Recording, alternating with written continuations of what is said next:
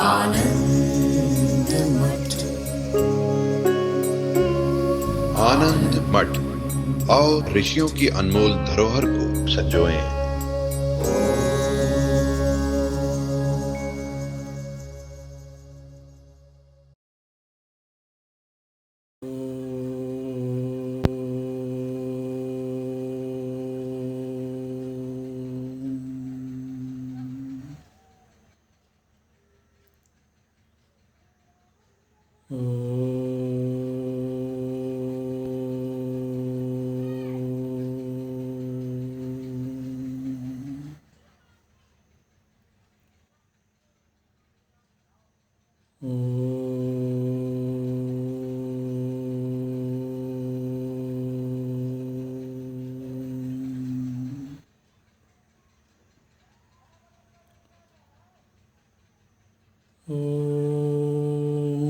भद्रं कर्णेभिः शृणुयाम देवाः, भद्रं पश्येमाक्षभिर्यजत्राः, स्थिरैरङ्गैस्तुष्ट्वागुंसस्तनूभिः व्यशेम देवहितं यदायुः। स्वस्ति न इन्द्रो वृद्धस्रवाः, स्वस्ति नः पूषा विश्ववेदाः, स्वस्ति नस्तार्क्ष्यो अरिष्टनेमिः, स्वस्ति नो बृहस्पतिर्दधातु। ॐ शान्ति शान्ति शान्तिः।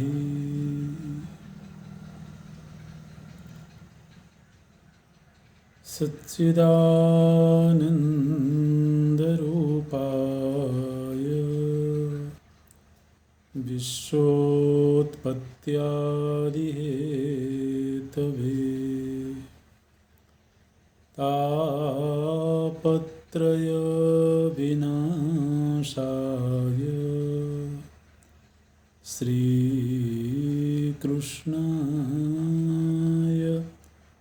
वयं नमः।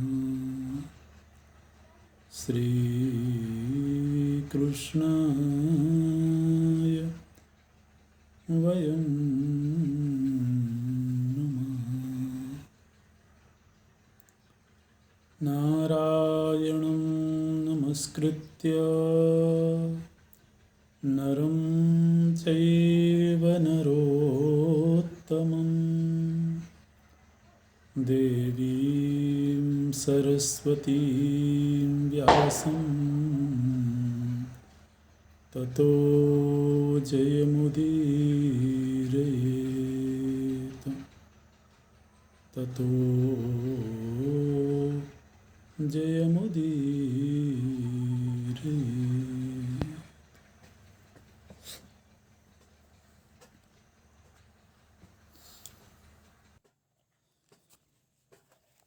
हम लोग कश्यप पत्नी कद्रु और विनता का प्रसंग देख रहे हैं। विनता के गर्भ से गरुड़, जो कि पक्षियों के राजा हुए, उनका जन्म हुआ है। और अरुण, जो कि भगवान भास्कर के सारथी हैं, उनका जन्म भी विनता के गर्भ से हुआ है।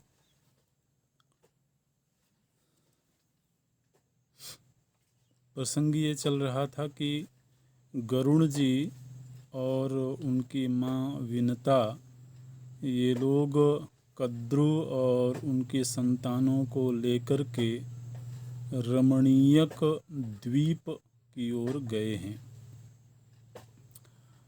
कद्रू ने ये आज्ञा दी कि समुद्र के अंतर्वर्ती एक द्वीप है, रमणीयक द्वीप नाम है उसका, बहुत सुंदर द्वीप है वह, तो मैं वहाँ जाना चाहती हूँ। विनता चूँकि दास्य भाव में हैं, दासी हैं, इसलिए वो उनको अपने पीठ पर बिठा करके और वहाँ की यात्रा पर गई हैं। साथ ही जो पक्षीराज गरुड़ हैं, उन्होंने सर्पों को अपनी पीठ पर बिठाया है और वो लोग भी रमणीयक द्वीप की ओर गए हैं। आकाश मार्ग से जाते समय इन लोगों को सूर्य का ताप बहुत ज़्यादा तपा रहा था, लगभग मूर्छित हो गए थे। तब कद्रू के द्वारा इंद्रदेव की स्तुति की गई और स्तुति से प्रसन्न होकर के इंद्रदेव के द्वारा वृष्टि की गई और उससे सर्पों की मूर्छा दूर हुई, वो स्वस्थ हुए और फिर आगे की यात्रा आरंभ हुई। इस तरह से यात्रा करते हुए वो लोग रमणीयक द्वीप में पहुँचे हैं। रमणीयक द्वीप, जैसा कि इसका नाम ही है, बहुत सुंदर द्वीप है वह। उस द्वीप के सौंदर्य का यहाँ विस्तार से 27वें अध्याय में वर्णन किया गया है। तो बोलते हैं कि संप्रहृष्टास्ततो नागा जलधारा प्लुतास्तदा सुपर्णे नोह्यमानास्ते जग्मुस्तं द्वीपमाशु वै तं द्वीपं मकरावासं विहितं विश्वकर्मणा तत्र ते लवणं घोरं ददृशुः पूर्वमागताः। तो नागों के वहाँ पहुँचने से पहले वहाँ पर मगरमच्छों का निवास हुआ करता था। और वैसे तो बहुत सुंदर द्वीप है, विश्वकर्मा के द्वारा निर्मित है, लेकिन वहाँ मगर मुख्य रूप से वास करते थे, मकरावासम। लेकिन बाद में फिर सर्पों के जाने के बाद वो एक तरह से सर्पों का वास हो गया। सुपर्ण सहिताः सर्पाः काननं च मनोहरं मनोरमं सागराम्बु परिक्षिप्तं पक्षी संघ निनादितम। तो बहुत सुंदर वह द्वीप है, वहाँ ये लोग गए हैं। और वहाँ जाने के बाद सर्पों ने गरुड़ से ये कहा, अब गरुड़ जी दास्य भाव में हैं, सेवक के रूप में हैं माता की आज्ञा से। तो सर्पों ने गरुड़ जी से कहा कि आप तो पक्षी हैं और आप आकाशचारी हैं, आकाश में आप विचरण करते हैं, तो आकाश से विचरण करते हुए आपने इसी तरह के अनेक सुंदर सुंदर द्वीपों को देखा होगा, तो हमें उन द्वीपों का भ्रमण करवाइए। तो रमणीयक द्वीप में तो आ ही गए, लेकिन साथ ही गरुड़ जी को आदेश दिया गया कि आप अन्य द्वीपों का भी हमको भ्रमण करवाइए।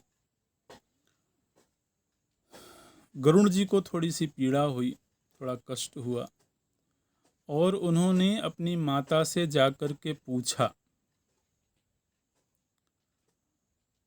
किम कारणम मया मातः कर्तव्यम सर्पभाषितम। अपनी माता विनता से जाकर के गरुड़ जी ने कहा कि हे माते, आखिर वो कौन सी वजह है कि मुझे इन सर्पों की आज्ञा में रहना पड़ रहा है। तो माता ने कहा, विनतोवाच दासीभूतास्मि दुर्योगात् सपत्न्याः पदगोत्तम पणं वितथमास्थाय सर्पैरुपधिना कृतम। बोलती हैं कि छल पूर्वक मुझको दासी होना पड़ा है अपने सौत की। हालांकि मेरी विजय हो रही थी, और जो शर्त रखी गई थी उस शर्त में मेरी विजय हो रही थी, क्योंकि वह जो उच्चैही श्रवा घोड़ा है वो पूरी तरह से धवल था, श्वेत वर्ण का था। लेकिन इन सर्पों ने छल पूर्वक उसकी पूंछ को काली कर दिया और मुझे शर्त हार जाना पड़ा, जिस कारण मुझे अपने सूत की दासी बनना पड़ा है। तो गरुड़ जी ने जब ये प्रसंग सुना तो वो स्वयं ही सर्पों के पास जाकर के बोले कि आप लोगों की दासता से मुक्त होने के लिए मुझे क्या करना पड़ेगा? वो कौन सा कार्य है जिस कार्य को करके आप लोग मुझे इस दास्य भाव से मुक्त कर देंगे? ऐसा गरुड़ जी ने सर्पों से पूछा। किमाहृत्य विदित्वा वा किं वा कृत्वेह पौरुषम दास्याद वो विप्रमुच्येयम तथ्यम वदत लेलिहाहा। सर्पों ने कहा कि हे पक्षीराज गरुड़, आप यदि हमारे लिए अमृत ले आओ, अमृत देवलोक में है, देवताओं के पास में है। सर्पों ने कहा कि यदि आप देवताओं के ऊपर विजय प्राप्त करके वहाँ से अमृत लेकर के आ जाओ और अमृत हमें प्रदान कर दो, तो हम आपको इस दासता से मुक्त कर देंगे। श्रुत्वा तमब्रुवन् सर्पा आहरामृतमोजसा ततो दास्याद् विप्रमोक्षो भविता तव खेचर। तो हम आपको दासता से मुक्त कर देंगे, लेकिन आपको अमृत लाने का कार्य करना होगा। अच्छा, तो गरुड़ जी ने स्वीकार कर लिया इस प्रस्ताव को और जाकर के उन्होंने अपनी माता विनता से कहा कि हे माते, मैं अमृत लेने के लिए जा रहा हूँ, लेकिन मेरे लिए आहार का कोई प्रबंध नहीं है, तो मुझे क्या आहार ग्रहण करना चाहिए? गच्छाम्यमृतमाहर्तुम भक्ष्यमिच्छामि वेदितुम। मेरे लिए आहार कौन सा निश्चित किया गया है ये मुझे नहीं मालूम है, तो और मुझे बहुत बड़ा कार्य करने के लिए जाना है, देवताओं से अमृत लेकर के आना है, हो सकता है उनके साथ युद्ध भी करना पड़े, तो मुझे आहार की आवश्यकता होगी। तो क्या आहार ग्रहण करना चाहिए? विनता जी ने कहा कि समुद्र कुक्षावेकांते निषादालयमुत्तमम निषादानाम सहस्राणि तान भुक्त्वा अमृतमानय। बोलती हैं कि इस समुद्र के ही मध्य भाग में एक टापू है और उस टापू में निषाद रहते हैं। निषाद मनुष्य ही हैं, निषाद जो वर्ण होता है, तो निषाद रहते हैं और वो बड़े हिंसक वृत्ति के हैं। इसलिए तुम जाकर के उन निषादों का भक्षण कर लो, वही इस समय पर तुम्हारे लिए आहार के रूप में सुनिश्चित किए गए हैं। तो ऐसा माता ने कहा और उन्होंने माता से आज्ञा लिया है। और माता ने एक बात और कही थी कि तुम इस अपने आहार के प्रसंग में किसी भी कीमत पर ब्राह्मणों की हत्या मत करना। तुम ब्राह्मणों की हिंसा बिल्कुल भी मत करना, क्योंकि यदि ब्रह्म हत्या हो जाए, यदि ब्राह्मण क्रुद्ध हो जाएं, तो फिर वो शाप बहुत भयंकर होता है। बोलती हैं ब्राह्मणानाम अभिद्रोहो न कर्तव्यः कथंचन न ह्येमग्निर्नादित्यो भस्म कुर्यात् तथा नघ।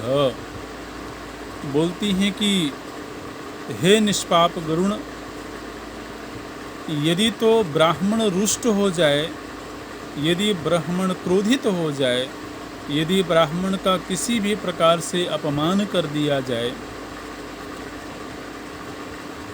और वो भी कैसा ब्राह्मण? बोलती हैं संसित व्रतः, जो नियमनिष्ठ ब्राह्मण हो, जो तपस्वी ब्राह्मण हो, व्रतों का पालन करने वाला ब्राह्मण, ऐसा यदि कोई ब्राह्मण है और उसको क्रोधित कर दिया जाए तो उसके क्रोध की अग्नि से व्यक्ति इस तरह से जल जाएगा जैसे कि अग्नि अथवा सूर्य भी उसको जलाने में समर्थ ना हो। तो जिसको अग्नि और सूर्य का ताप भी जलाने में समर्थ ना हो वह ब्राह्मण की क्रोधाग्नि से जल सकता है। इसलिए तुम ब्रह्म हत्या नहीं करना और तुम जाओ सुखपूर्वक अमृत लेकर के आओ, और मैं देवताओं से प्रार्थना करती हूँ, भगवान से प्रार्थना करती हूँ, तुम्हारे लिए मैं व्रत करूँगी, तुम्हारे शुभ कार्य के लिए मैं प्रार्थना करूँगी। इस तरह से माता ने आज्ञा दिया है। गरुड़ जी माता की आज्ञा लेकर के चले हैं और सीधे वो गए हैं उस द्वीप पर जहाँ वो निषाद रहते हैं। बहुत बड़ी संख्या में निषाद लोग रहते हैं वहाँ पर। तो उन्होंने जाकर के अपना मुख फैला दिया, बहुत विशालकाय उनका मुख है, तो उस मुख को फैला दिया है उन्होंने। पक्षी के रूप में है ना, तो चोंच होगी, तो चोंच को ऐसे उन्होंने फैला दिया है। और इतना विशाल उनका शरीर है कि लोगों को मालूम ही नहीं पड़ रहा है कि ये कोई पक्षी है। उनको ऐसा लग रहा है जैसे कोई पर्वत की कोई कंदरा है।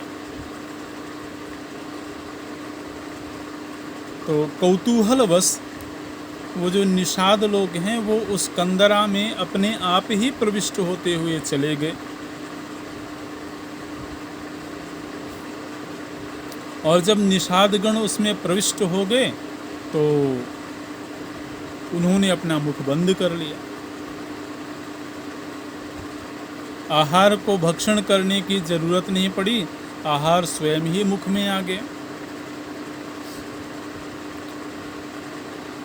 तो उन्होंने मुख बंद किया और थोड़ी ही देर में महसूस करते हैं कि भीतर कुछ जलन पैदा हो रहा है, भीतर कुछ जल रहा है, बड़ी तीव्र उनको पीड़ा हुई है। और फिर उन्होंने ध्यान देकर के देखा तो उन निषादों के बीच में एक ब्राह्मण था। वो ब्राह्मण भी प्रविष्ट हो गया था। और उस समय पर गरुड़ जी ने अपनी माता से पूछा था कि मुझे कैसे पता लगेगा कि कौन ब्राह्मण है। तो बड़ा विचित्र सा माता ने उस समय पर परीक्षण का तरीका बताया था। उन्होंने कहा था कि यदि कोई तुम्हारे गले में जाकर के अटक जाए ऐसे उन्होंने परीक्षण का तरीका बताया था कि जब कोई व्यक्ति तुम्हारे गले में जाकर के अटक जाए और वह कांटे की तरह तुम्हारे गले में चुभने लगे और उस समय पर गले में इतना दाह पैदा हो कि उसे सह पाना भी मुश्किल हो जाए, तब तुम समझना कि तुमने किसी ब्राह्मण का भक्षण कर लिया है। क्योंकि तपनिष्ठ जो ब्राह्मण होता है उसका तेज इतना ज़्यादा होता है कि वह आसानी से किसी के लिए सहनीय नहीं होता है। ऐसा ही हुआ। तो जैसे ही उन्होंने पचाना आरंभ किया, जिसको भी खाया था, एकदम से उनके भीतर दाह पैदा हुआ और उन्होंने अपना मुख खोल लिया और फिर उन्होंने पुकारा, उस ब्राह्मण देवता को पुकारा उन्होंने, और बोले कि ब्राह्मण देवता अभी तक आप पचे नहीं हो, इसलिए आप अति शीघ्र मेरे पेट से बाहर आ जाइए।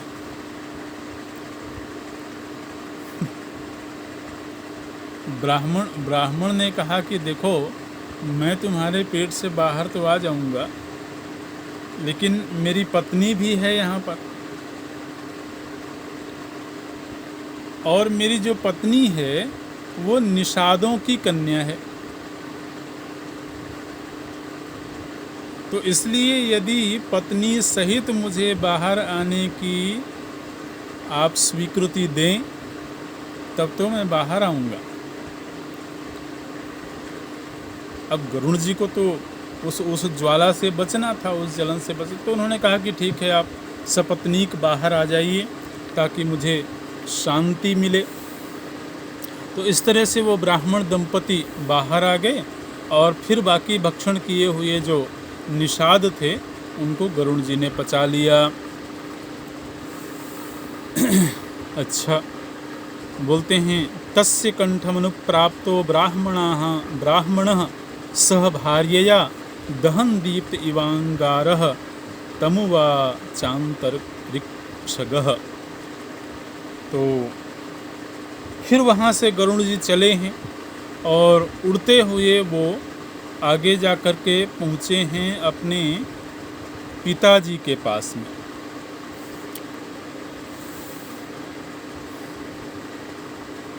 गरुड़ जी के पिता हैं कश्यप ऋषि, और वो कश्यप ऋषि पहले ही जब उनकी पत्नियां गर्भावस्था में थीं तभी कश्यप ऋषि चले गए थे वहाँ से तप के लिए। तो गरुड़ जी जब इस यात्रा में जा रहे थे तो उन्होंने अपने पिताजी से भी मुलाकात करी है, और दोनों ने एक दूसरे का कुशल समाचार पूछा है। कश्यप उवाच कच्चित् वह कुशलम नित्यम भोजने बहुलम सुत कच्चिच्च मानुषे लोके तवान्नम विद्यते बहु। गरुण उवाच माता मे कुशला शश्वत तथा भ्राता तथा ह्यहम नहि मे कुशलम तातः भोजने बहुले सदा। तो कश्यप ऋषि ने पूछा गरुण जी से कि हे बेटा, हे तात, तुम और तुम्हारी माता कुशलता पूर्वक तो हैं, और साथ ही उन्होंने पूछा कि तुमको पर्याप्त आहार मिल रहा है कि नहीं मिल रहा है। क्योंकि उनको भी मालूम था कि ये जो गरुड़ जी हैं ये बहुत विशाल काय हैं और इनको बहुत ज़्यादा आहार की आवश्यकता होती है। तो उन्होंने ज़रूर ये पूछना उचित समझा कि आहार की क्या व्यवस्था है आपकी, आपको पर्याप्त आहार मिल रहा है कि नहीं मिल रहा है। गरुड़ जी ने कहा कि मेरी माता ने मुझे आहार की व्यवस्था तो करी थी, लेकिन अभी मुझे वो मुझे कम मालूम पड़ रहा है, तो मुझे अभी और भी भूख लगी हुई है। हालांकि मैंने द्वीप में जा कर के और अनेक शह निषादों का भक्षण किया है, लेकिन तो मेरी भूख अभी मिटी नहीं। अच्छा,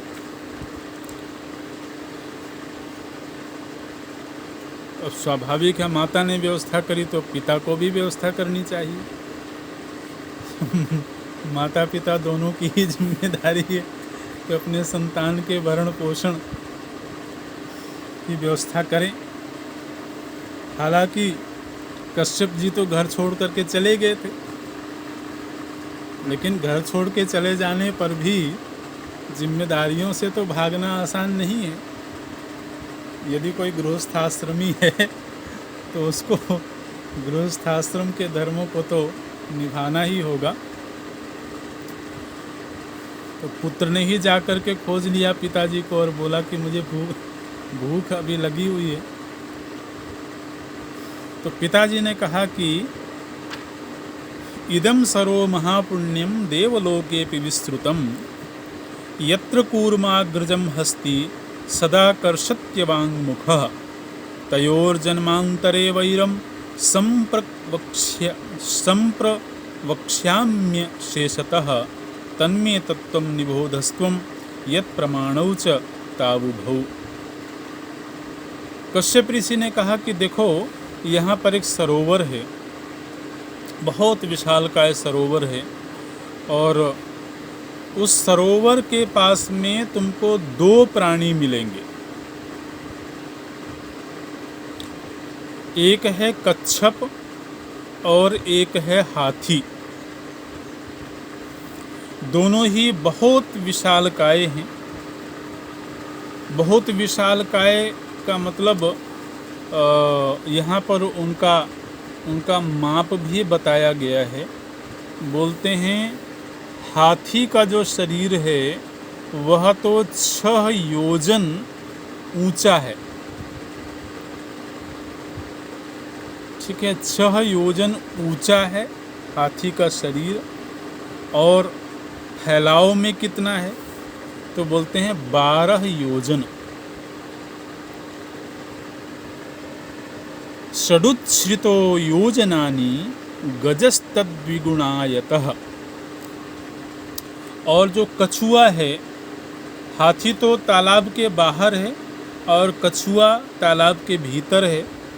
वो कछुआ कितना विशाल है तो बोलते हैं 3 योजन तो वो ऊंचा है और 10 योजन वो गोलाकार है। ऐसे तो इतने विशालकाय हाथी और कच्छप हैं, तुम उनको जाकर के खा लो। तो अब आप कल्पना कर सकते हैं कि इनका जो आहरण करेगा, जो इनका भक्षण करेगा, वो स्वयं कितना विशालकाय होगा।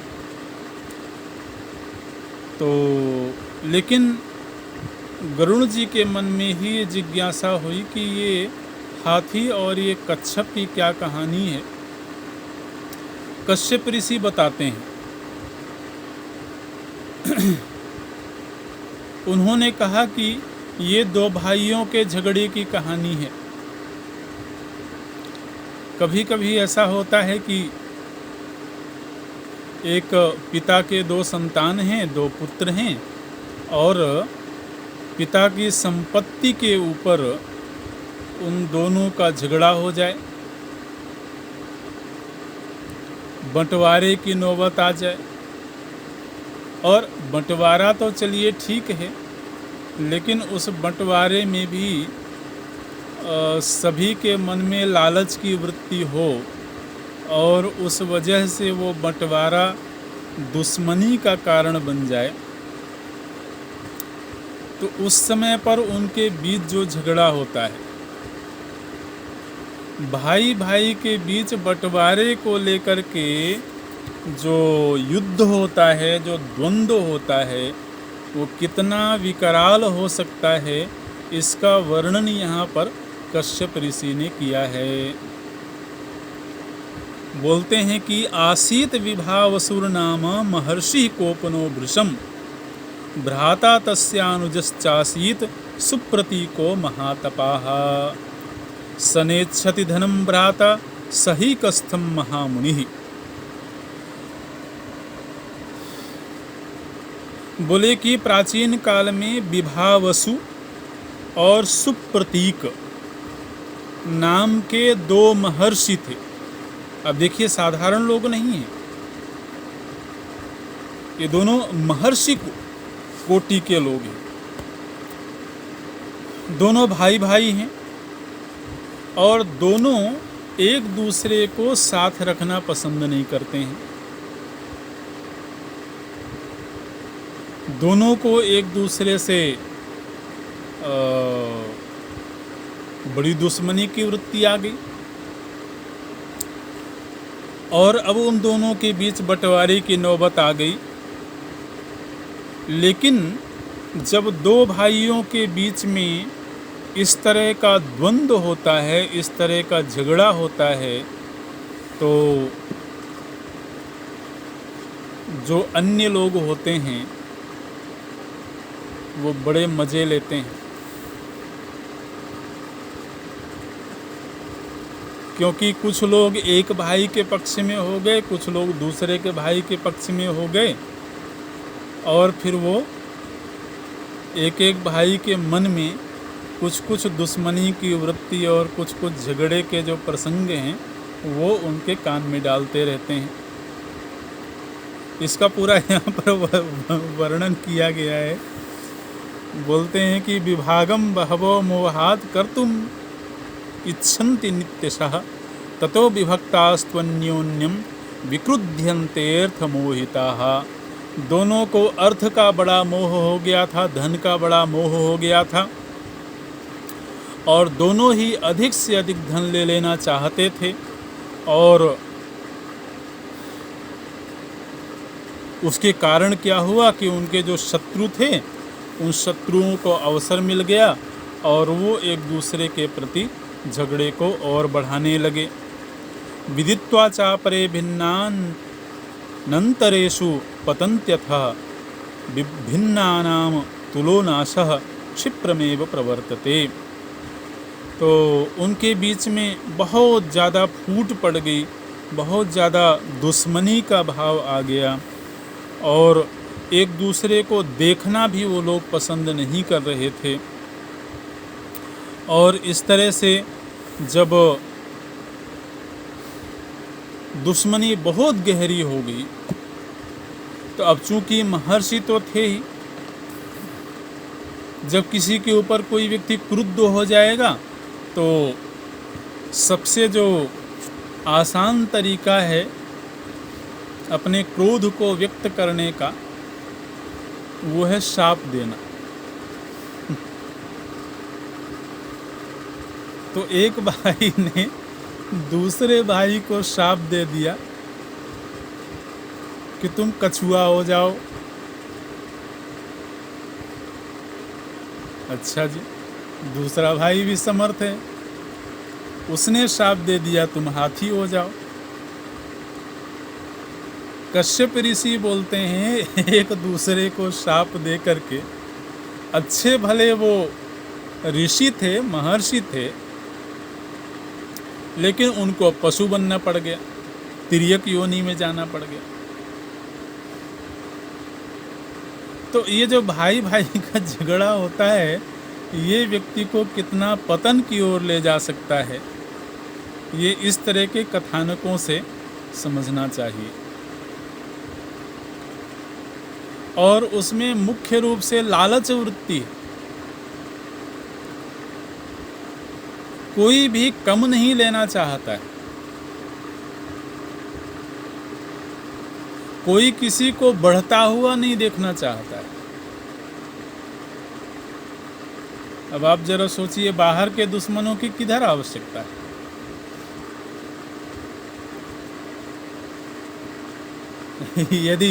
यदि जिस गर्भ से हम पैदा हुए हैं हमारा दुश्मन भी उसी गर्भ में पल रहा हो, तो बाहर से कहीं से दुश्मन लाने की आवश्यकता नहीं।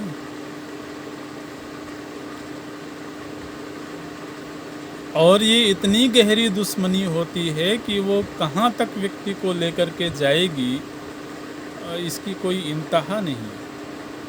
तो बहुत बुरी चीज़ है। जो सबसे करीब का व्यक्ति, आप जरा सोचिए ना, एक ही उदर में, एक ही गर्भ में जो बच्चे पले हों, वो तो पति पत्नी भी बहुत दूर के लोग हैं।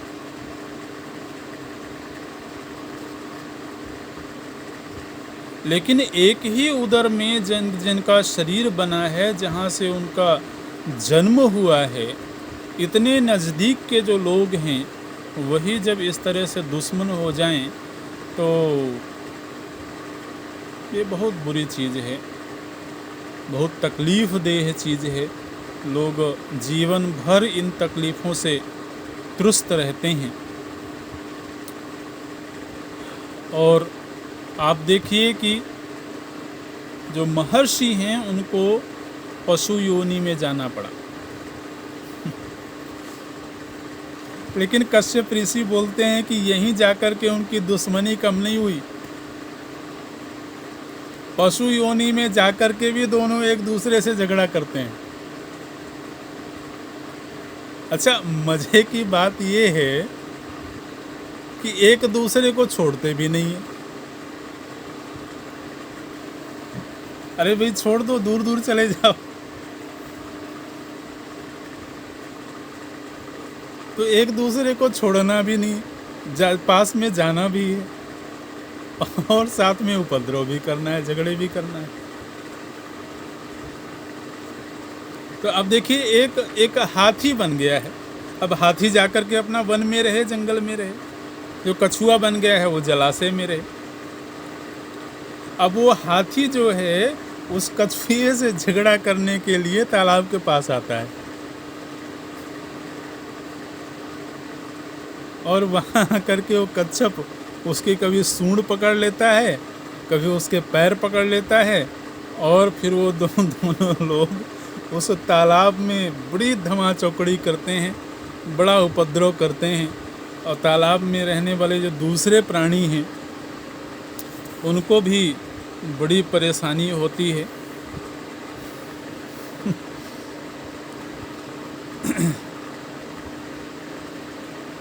बोलते हैं तावु भौ युद्ध संपत्तौ परस्पर वधैषिणौ उपयुज्यासु कर्मेदम साधयेप्सितमात्मनः।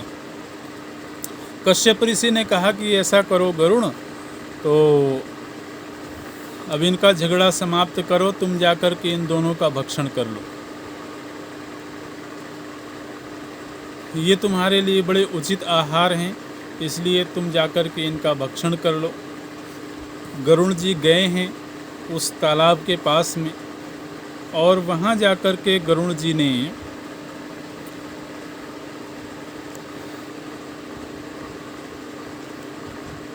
दो पंजे हैं उनके पास में। एक पंजे से उन्होंने हाथी को पकड़ा है और दूसरे पंजे से उन्होंने कच्छप को पकड़ा है और दोनों को लेकर के वो उड़ गए वहाँ से। अभी खाया नहीं है, भक्षण के लिए उचित स्थान खोज रहे हैं कि कहाँ बैठ कर के इनका भक्षण करूं। तो अभी अपने पंजे में पकड़ करके और दोनों को लेकर के वो उड़े हैं। अच्छा, वहाँ से जाकर के उड़े और एक बहुत विशालकाय एक वटवृक्ष है, उस वटवृक्ष के पास में गए हैं और उस वटवृक्ष से गरुण ने कहा है कि हे वटदेव, मैं अपना आहार भक्षण करना चाहता हूँ, उसके लिए आप मुझे बैठने का स्थान दीजिए।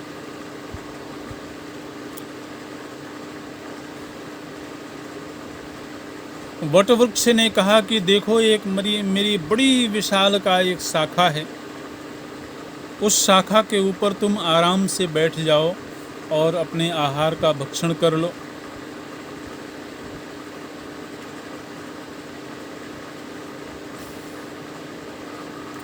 गरुण जी जाकर के उस शाखा के ऊपर बैठे हैं और एक तो गरुण जी का स्वयं का ही शरीर बहुत विशालकाय है और दूसरे उन्होंने जो हाथी और कच्छप को लिया हुआ है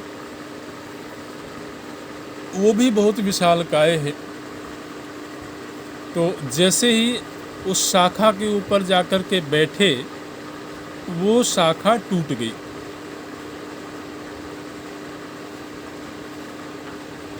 लेकिन गरुण जी ने देखा कि उस शाखा में कुछ ऋषि लोग लटके हुए हैं। बड़े अद्भुत अद्भुत प्रसंग एक से एक जुड़ते चले जाते हैं। उन्होंने देखा कि उस शाखा में कुछ ऋषि लोग लटके हुए हैं और वो जो ऋषि हैं उनको बोलते हैं वालखिल्य। वालखिल्य नामक जो ऋषि हैं वो उस शाखा में लटके हुए थे। जैसे ही गरुड़ जी ने देखा कि वो शाखा टूट रही है, गरुड़ जी को लगा कि कहीं ये शाखा टूट करके नीचे गिर जाएगी तो ये जो वालखिल्य ऋषि हैं इनको चोट पहुंचेगी, इनकी मृत्यु भी हो सकती है। तो क्या किया जाए? तो अब उन्होंने उस शाखा को नीचे गिरने से बचाने के लिए अपने चोंच से उस शाखा को पकड़ लिया। अब तो और भी ज़्यादा बाहर हो गया। दोनों पंजों से तो उन्होंने हाथी और कच्छप को पकड़ा हुआ है, चोंच से उन्होंने उस विशालकाय वट वृक्ष की शाखा को पकड़ लिया और फिर वहाँ से जा उड़े, क्योंकि अब उनको अभी भी आहार ग्रहण करने के लिए जो स्थान दिया गया था वो स्थान स्वयं ही ध्वस्त हो गया। तो यहाँ तक कि उस स्थान का भी संरक्षण करना पड़ा। तो अब वो वहाँ से उड़े हैं और उड़ते हुए उनको देवताओं ने देखा। तो गरुड़ जी को जब इस तरह से बहुत सारा भार लिए हुए उड़ता हुआ देवताओं ने देखा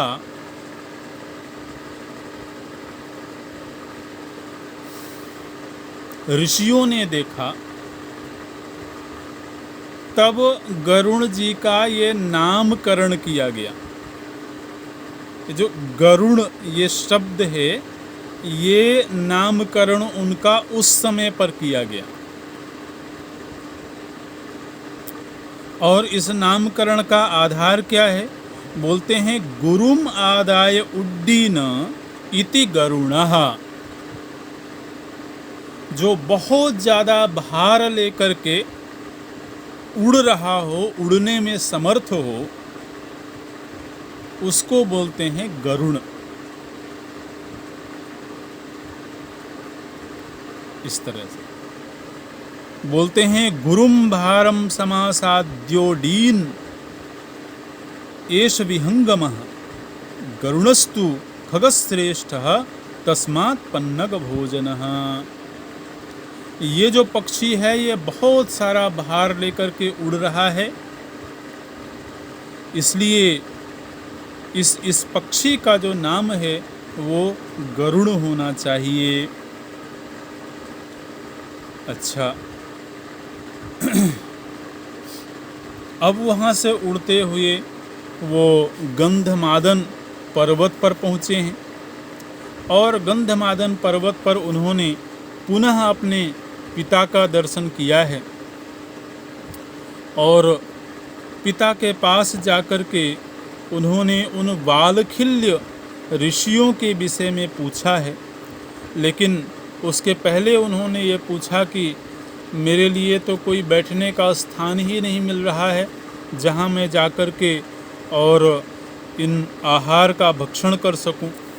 तब उनके पिता ने कहा, देखो इस पर्वत के ऊपर एक बड़ा ऊंचा शिखर है, उस शिखर के ऊपर चले जाओ और वहीं बैठ कर के तुम अपने आहार का भक्षण करो। तो इस तरह से उनको वो संकेत किया गया है, वो शिखर के ऊपर गए हैं और फिर उन्होंने पूछा है कि ये जो वालखिल्य ऋषि हैं, इन वालखिल्य ऋषियों का क्या प्रसंग है। तो अब गरुड़ जी को ये प्रसंग सुनाया गया कि ये वालखिल्य ऋषियों का क्या प्रसंग है। तो प्रसंग इस तरह से सुनाया गया है कि इसी प्रसंग में एक प्रश्न भी जुड़ गया था। वो प्रश्न ये जुड़ गया था कि शौनक ऋषि ने सूत जी से ये पूछ लिया कि हे सूत जी, आप जिस वंश का जिन लोगों का प्रसंग सुना रहे हैं उसमें हमको कुछ जिज्ञासा है। जिज्ञासा ये है कि जो कश्यप ऋषि हैं वो तो मनुष्य हैं और ब्राह्मण हैं, लेकिन उनकी जो संतान है वो पक्षी है। तो जो कश्यप ऋषि जो कि ब्राह्मण हैं उनकी संतान पक्षी कैसे हो गई?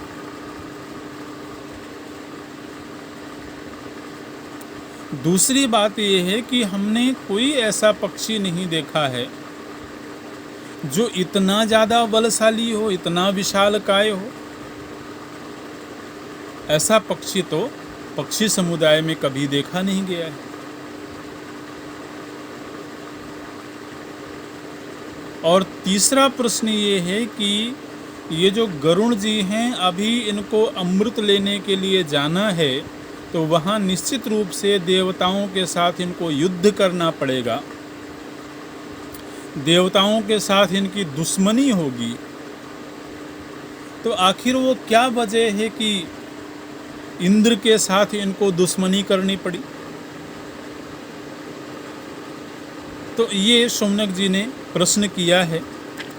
बोलते हैं, कश्यपस्य द्विजातेश्च कथम वै पक्षिराट सुतः अदृश्यः सर्वभूतानां अवध्यश्चाभवत् कथम कथम च कामचारी स कामवीर्यश्च खेचरः एतदिच्छाम्यहं श्रोतुं पुराणे यदि पठ्यते। तो सूत जी उत्तर देते हैं, बोलते हैं, देखिए इसके लिए आपको थोड़ा गरुण जी के जन्म होने से पहले के प्रसंग को सुनना पड़ेगा। और वो प्रसंग ये है कि एक बार कश्यप ऋषि के मन में बहुत उच्च कोटि की संतान प्राप्त करने की इच्छा हुई और श्रेष्ठ संतान प्राप्ति के लिए उन्होंने पुत्रेष्टि यज्ञ किया। पुत्रेष्टि यज्ञ के विषय में तो हम लोगों ने रामायण में सुना है, महाराज दशरथ के जीवन में, लेकिन अन्य जगहों पर भी इस तरह के यज्ञ हुए हैं। तो बोलते हैं कि यजतः पुत्र कामस्य कश्यपस्य प्रजापतेः साहाय्यम ऋषयो देवा गंधर्वाश्च ददुः किल। कश्यप ऋषि ने श्रेष्ठ पुत्रों को प्राप्त करने के लिए पुत्रेष्टि यज्ञ किया। पुत्रेष्टि यज्ञ के लिए उनको समिधा की आवश्यकता थी। उस समय पर वालखिल्य ऋषि भी उस यज्ञ में उपस्थित हुए थे, अन्य देवतागण भी उस यज्ञ में उपस्थित हुए थे। तो कश्यप ऋषि ने सभी को, देवराज इंद्र को भी और ऋषियों को भी समिधा लेने के लिए भेजा। इंद्र देवता बहुत बलशाली हैं, बहुत विशालकाय उनका शरीर है। तो इंद्र देवता तो पूरे एक पहाड़ जितना समिधा लेकर के आने लगे। और जो वालखिल्य ऋषि हैं, वालखिल्य ऋषियों का शरीर बहुत छोटा है, माने इतना छोटा है कि कई ऋषि मिलकर के एक पलाश के डंडे को ढो रहे हैं। इतना छोटा उनका आकार है ऋषियों का। इतना छोटा उनका आकार है कि धरती में जहाँ गोखुर होता है, अगर उतने में जल भर गया हो तो उसको पार करने में उनको मुश्किल होती है। इतना छोटा उनका शरीर है। अच्छा, इंद्र देवता तो बिल्कुल पहाड़ जैसा वो समिधा लेकर के आ रहे हैं आकाश से, और उन्होंने देखा कि देखो ये ऋषि लोग जो हैं ये तो बड़ी हंसी उड़ा रहे हैं। इतने सारे लोग मिलकर के एक पलाश की लकड़ी लेकर के जा रहे हैं। तो इंद्र देवता को अपने बल के ऊपर थोड़ा घमंड हुआ, थोड़ा अभिमान हुआ, और उन्होंने वालखिल्य ऋषियों की हंसी उड़ाई। और ऋषियों का उल्लंघन करके उनके ऊपर से उड़ते हुए वो समिधा लेकर के चले गए। देवराज इंद्र के इस चरित्र से वालखिल्य ऋषि बड़े रुष्ट हुए और रुष्ट होकर के अब वालखिल्य ऋषियों ने एक अलग ही यज्ञ आरंभ कर दिया। बोले अब वो कश्यप ऋषि का यज्ञ तो अपनी जगह हो रहा है, वो तो होगा ही, लेकिन अब हम एक ऐसा यज्ञ करना चाहते हैं जिससे हम एक दूसरा इंद्र उत्पन्न करें, और वो जो दूसरा इंद्र होगा वो इतना बलशाली हो कि ये इंद्र उसके सामने भयभीत हो जाए, ये इंद्र उसके सामने कमज़ोर पड़ जाए। ऐसे इंद्र को हम जन्म देंगे। उसके लिए वालखिल्य ऋषि यज्ञ करने लगे। देवराज इंद्र को जब ये प्रसंग पता लगा तो देवराज इंद्र भागे भागे कश्यप ऋषि के पास गए और कश्यप ऋषि के चरणों में जाकर के वो गिर गए और उन्होंने कहा कि ये वालखिल्य ऋषि तो मेरे से भी ज़्यादा बलशाली इंद्र को पैदा करने के लिए यज्ञ कर रहे हैं। कश्यप ऋषि को इंद्र देवता के ऊपर दया आ गई और उन्होंने वालखिल्य ऋषियों को बुलवाया। कश्यप ऋषि बड़े थे, उन्होंने वालखिल्य ऋषियों को बुलवाया और उनसे पूछा कि आप लोग ये यज्ञ क्यों कर रहे हो। वालखिल्य ऋषियों ने प्रसंग सुनाया कि इंद्र जो है बड़ा अभिमानी हो गया है, इसलिए इससे भी बड़े इंद्र को हम पैदा करना चाहते हैं। कश्यप ऋषि ने कहा कि देखिए, ब्रह्मा जी के द्वारा इंद्र को नियुक्त किया गया है और इंद्र का जो कार्यकाल होता है उस एक ही कार्यकाल में अगर 2 इंद्र पैदा हो जाएंगे तो एक तो ब्रह्मा जी की बनाई हुई व्यवस्था का उल्लंघन होगा और दूसरे आए दिन उपद्रव होंगे, सृष्टि का संचालन कैसे होगा। इसलिए आप ये संकल्प छोड़ दीजिए, इंद्र को आप क्षमा कर दीजिए। ऋषि ब्राह्मण तो वैसे भी क्षमाशील ही होता है, आप इनको क्षमा कर दीजिए। वालखिल्य ऋषियों ने कहा कि हम लोग संकल्पबद्ध हो चुके थे और यज्ञ कार्य लगभग संपन्न हो चुका है, इसलिए अब ये संकल्प पूरी तरह से निष्फल तो नहीं होगा। तो ऐसा करते हैं कि अब देवताओं के राजा ये इंद्र हैं, ये इंद्र ही देवताओं के राजा रहें, लेकिन हम जिस इंद्र को उत्पन्न करना चाहते हैं वो इंद्र पक्षियों का राजा बन जाए। इसलिए हमारे द्वारा किया गया यज्ञ और यज्ञ में किया हुआ संकल्प और उससे प्राप्त होने वाला फल हम आपको अर्पित करते हैं। आप वैसे भी पुत्र प्राप्ति के लिए यज्ञ कर रहे हैं, इसलिए वो संकल्प, वो क्रिया और उससे प्राप्त होने वाला फल, हे कश्यप जी, हम आपको समर्पित करते हैं। और अब आपके यहाँ जो पुत्र उत्पन्न होगा वो इंद्र से ज़्यादा बलवान होगा और वो पक्षियों का राजा बनेगा। तो इस तरह से गरुड़ जी का जन्म हुआ। तो गरुड़ जी पक्षियों के राजा बने।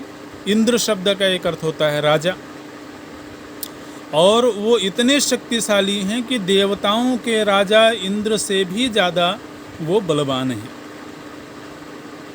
ऐसे और चूंकि पक्षियों का राजा बनाना है अब, इसलिए निश्चित रूप से वो जो संतान पैदा होगी उसको पक्षी होना चाहिए।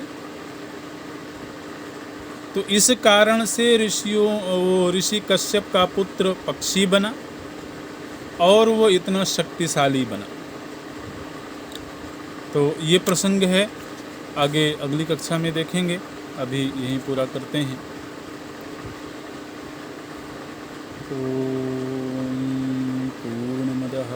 पूर्णमिदं पूर्णात् पूर्णमुदच्यते पूर्णस्य पूर्णमादाय पूर्णमेवावशिष्यते